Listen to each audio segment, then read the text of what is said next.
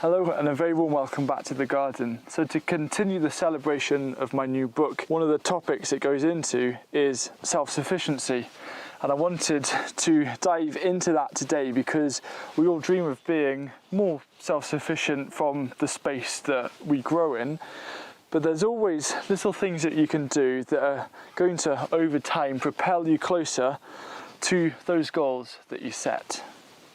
So the definition of self-sufficiency really is for you to decide, but once you've decided what self-sufficiency is and what your goals are, there's one thing that you can do every time that you head up into the garden that is going to get you that extra bit closer, and over time this is going to compound. So if you've heard of marginal gains, this is a fantastic tool that all of us gardeners can use to get us much closer and more quickly to the goals that we've set. So the 1% rule is nice and simple and we can all implement it. Whenever you go into your garden, find one small change. It can be the smallest of changes that you can do that's going to help you reach your goals. And the idea with the 1% is to signify that just something really little, even if it's moving a pot. And I'll show you a load of examples. But what you want to do is every time you go to your garden and you make a little small change, that's going to build up really quickly, and it's going to be something that you're going to notice, and it's going to reward you come summertime. We all know the really famous saying of Rome wasn't built in a day, and I think it's so true when it comes to self-sufficiency. It's about making lots of small wins along the journey and celebrating all of those. And all you need to think to yourself every time you go up into your garden is what is one small thing that you can do to improve it. Like right now, I'm just cutting back the old growth of this mint plant so I can ensure that there's more space for a nice flourish of mint, which is one of my favourite crops in the whole garden. I also think it's really important that each improvement that you decide to make every time you come up to the garden is something that excites you. There's an example here of, this is calendula that had self-sown, and we've potted this up and it's grown up nicely.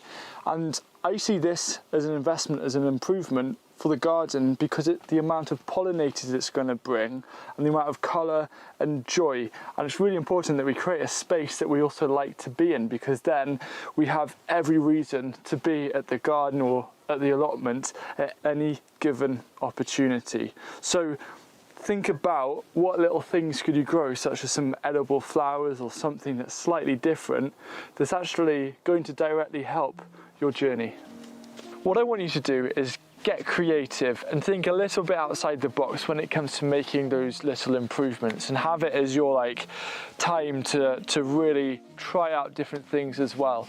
So one of them could be taking cuttings of a particular plant, so you end up with a load of rooted plants by the end of this year that you could then either sell, or you could swap them for other plants or seeds in the future to help save money. You can do other things. For example, if you think of a raised bed and you're perhaps questioning how healthy the soil is, you could bring a load of old plant material from elsewhere, even some grass clippings, and you chop them up, spread it over the top just to start adding some more fertility into the ground. You could do a quick once around your garden, picking up any pots or planks that just happen to be laying about, because those are perfect slug habitats. So if you can just keep it nice and tidy, you're then reducing slug habitat, which is then going to have a knock-on effect of protecting all of your seedlings. Another thing you could do, which is something I did recently, was actually empty out one of the finished compost bins, put all of the finished compost in a large sack ready to use when needed, and then start filling it up again so I can continue and not stop with the process of making as much compost as possible. You could get a bunch of weeds together and maybe a handful of leaf mold or wood chip, stick it in a bucket, pour water over the top, leave it for a couple of months, and then you've got your own free kind of plant fertilizer that you can use, diluting 1 to 20. You could even do something like measuring a length of fencing or boundary just to work out if you could fit perhaps an extra trellis or two there, because thinking about vertical spaces around the boundaries, they're one of the most productive parts of the whole garden. In fact, I think undercover growing is the first most important part of the garden, and the second most important part of the garden is actually the boundary. So spend 5 minutes thinking about how you can better utilize those edges. You could also go around your garden looking for the smallest gaps or the smallest opportunities for you to fill with something to grow. My favorite thing to do is I don't actually plan where I'm going to sow or plant any of my edible flowers or herbs.